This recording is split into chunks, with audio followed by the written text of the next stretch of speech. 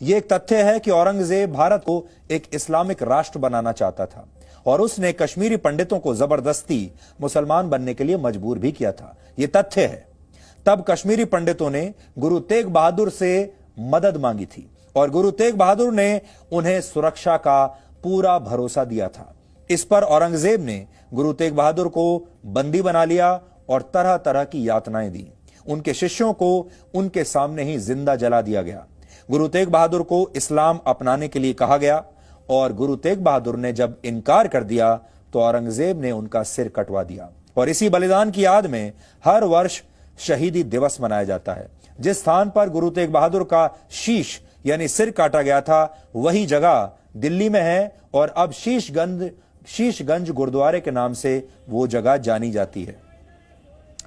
और आपको जानकर बड़ा दुख भी होगा कि इसी शीशगंज गुरुद्वारे से कुछ किलोमीटर दूर दिल्ली के लटियंस जोन में संसद भवन के बहुत करीब और जहां एक ऐसा इलाका लटियंस जोन जहां भारत के बड़े बड़े मंत्री रहते हैं, बड़े बड़े जज रहते हैं, बड़े बड़े नेता लोग रहते हैं, उसी जगह पर औरंगजेब के नाम पर एक सड़क का नाम भी रखा गया था।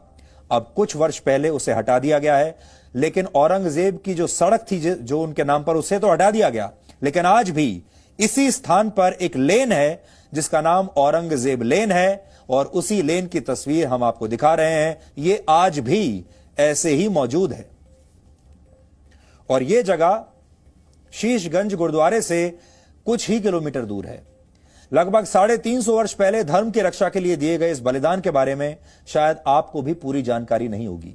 गुरु तेग बहादुर कोई राजा नहीं थे।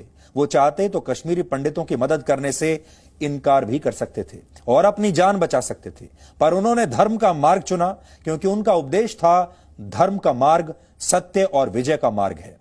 शहीदों की इसी परंपरा पर हमारे देश को गर्व है और होना भी चाहिए।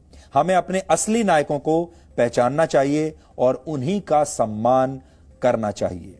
यूनिवर्सिटी ऑफ कैलिफोर्निया में इतिहास के प्रोफेसर डॉक्टर नोएल किंग ने कहा था कि गुरु तेग बहादुर की शहादत दुनिया में मानव अधिकारों की रक्षा के लिए दिया गया पहला बलिदान था।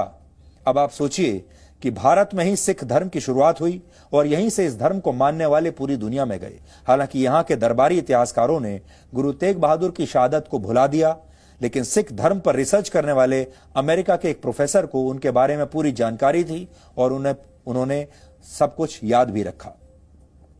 लेकिन गुरु तेग बहादुर सिखों के अकेले ऐसे गुरु नहीं थे जिनकी हत्या किसी क्रूर मुगल बादशाह के इशारे पर की गई हो।